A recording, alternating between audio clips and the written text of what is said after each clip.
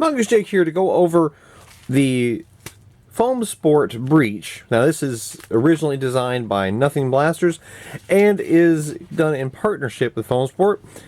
And I wanted to go over this Breech specifically after showcasing my personal build with my own Sentinel. And I wanted to showcase a little more on the Breech and the installation, just how easy it is to get some pretty serious performance out of a legendary blaster like the Buzz Bee Sentinel. Now I'm going to note that this is specifically built for the Sentinel.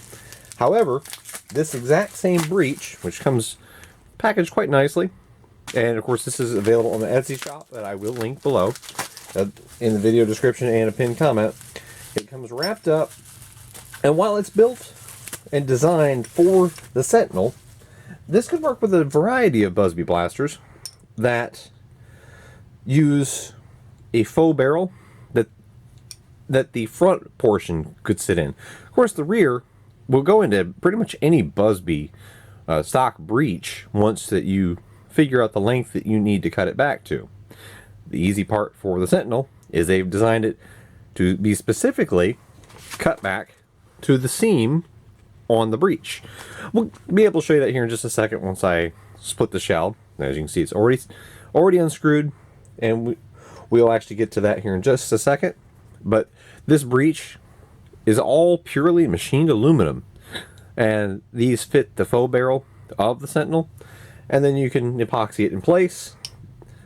This fits, of course, the stock Breech, turns it into a pusher with a O-ring seal going into a very nicely machined bevel that allows this to seal airtight.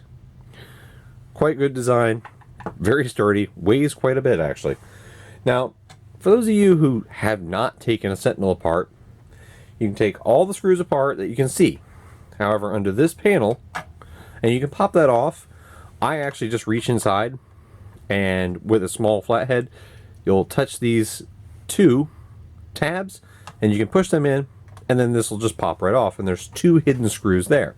All the screws are the same size except for the screw that holds at the pivot point. That is a larger one. And if you're like me, when I take a blaster apart, I actually bought these. These are Sterilite. They're actually shoe boxes. I get them for $2 at Dollar General. As I take a blaster apart, I put all the parts for each build that I'm doing into one of those. That way I can, keep track of it and even label it if I need to. So this panel goes apart, goes into the bin. Blaster comes apart, and that's it. All the screws are accessible on the right hand shell side, and now you're looking at the guts and glory of a Sentinel. This here is a partial lock mechanism of sorts. All of this is related to the dart tooth. If, of course, you're doing this, we won't need these parts. So we're going to remove them along with, this is kind of their gate setup, but we will be removing these, pull this out, and like I said, we're going to use that seam as the included instructions show that you're going to cut this apart, and I personally use pipe cutters and remove that, which gives you access to the AR. You can remove all of that, and then once you've done that, you will be actually epoxying this into the void then left. So I'm going to go ahead and do that, and then we'll come back. Okay, here we are once again.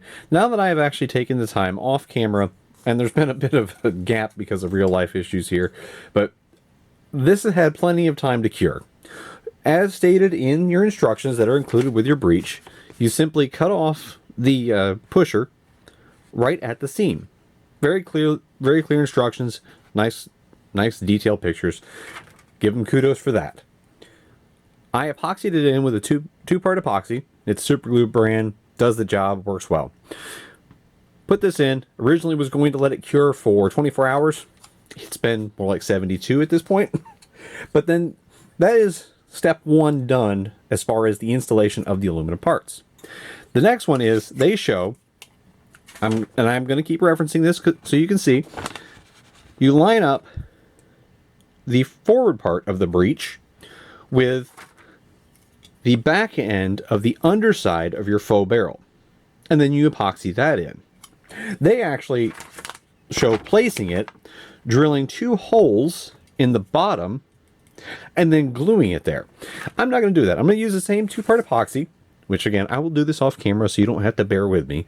But I'm going to put the same 2-part epoxy, and all you have to do is go ahead and slide this in. It's somewhat of a decent fit, even with no glue or epoxy. And with all the internals removed, and I will take this time to note, all of the normal parts here, you can remove them all. The lock system here has 2 screws, one here at the front and one here at the back.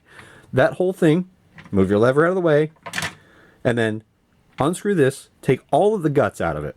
You do want to retain it, but just take all the guts out of it, put it back in, so it's just this one orange piece that you see here, because it helps as a support for the plunger tube and the lever.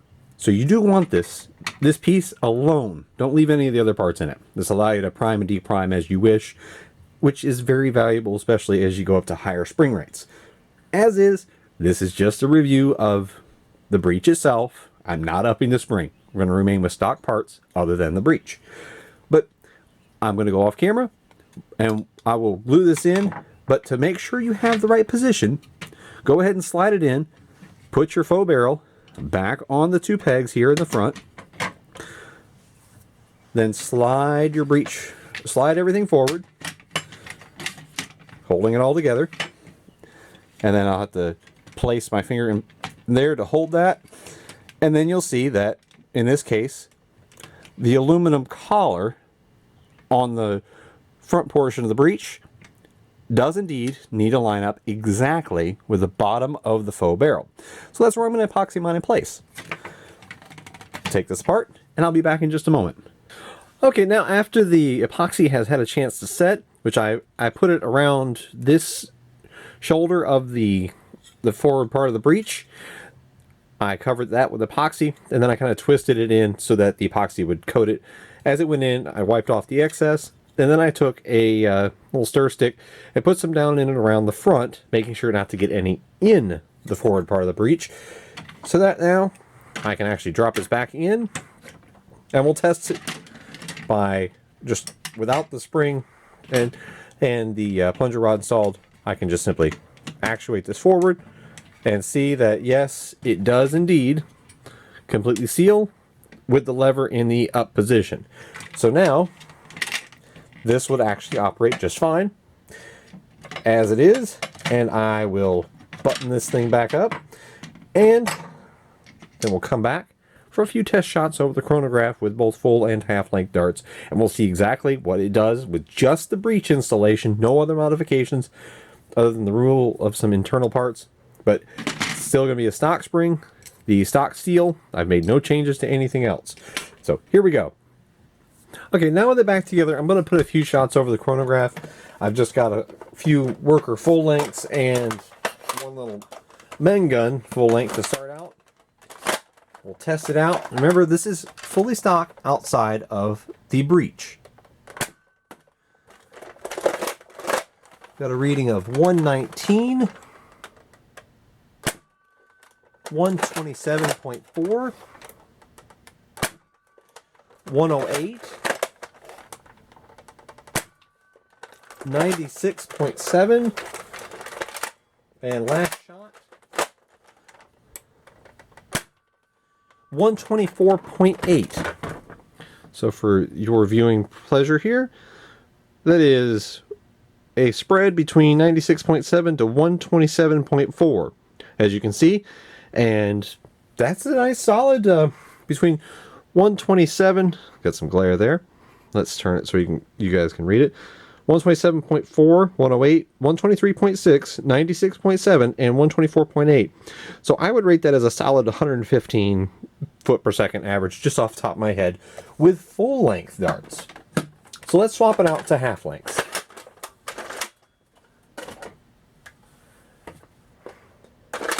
I've got a mixture in here. It's just a few, but just to give us a little sampling. I've got a couple of Adventure Force Pros and then a couple of off-brand Mengun style waffles. That's a dead even 120. A misread. That's another misread. And a low. Let's reload that and try again.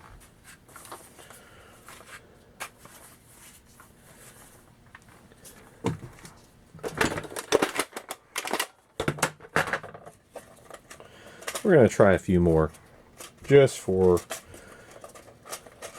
the sake of getting a good conclusion.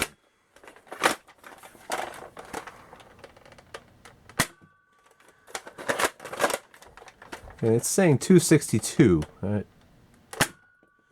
218. And 200.4. I'll let you see that for yourself.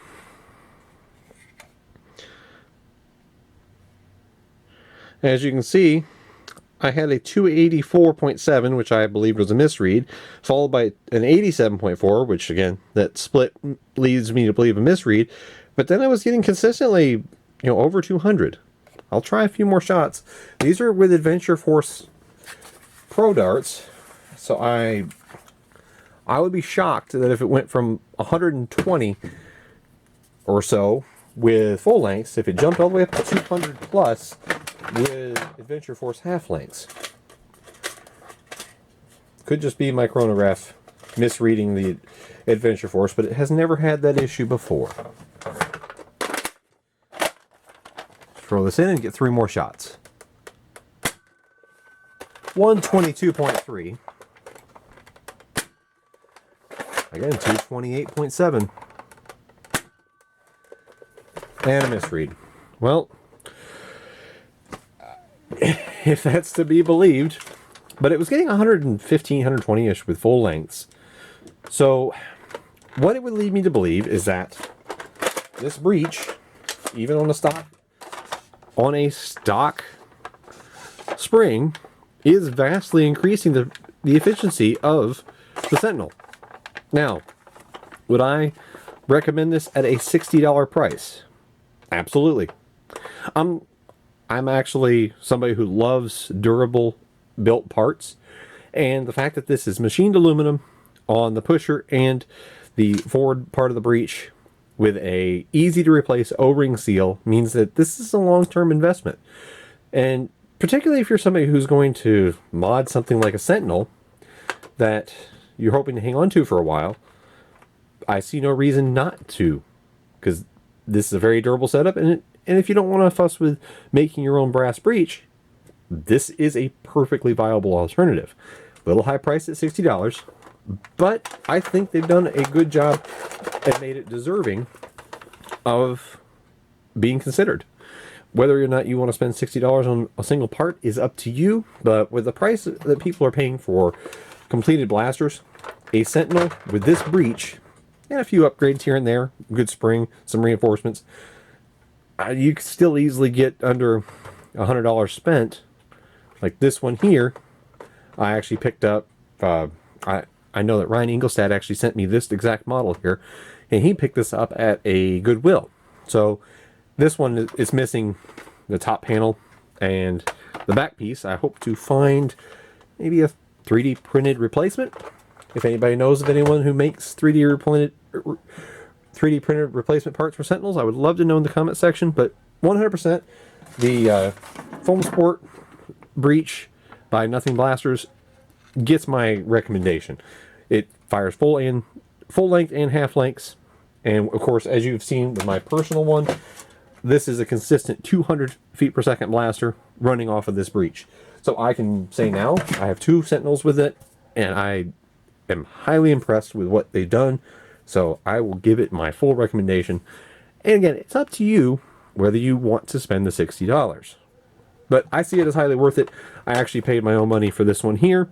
They had sent me the first one as a test unit, and I thought so much of it that I went ahead and bought this one for me to do this installation and review video.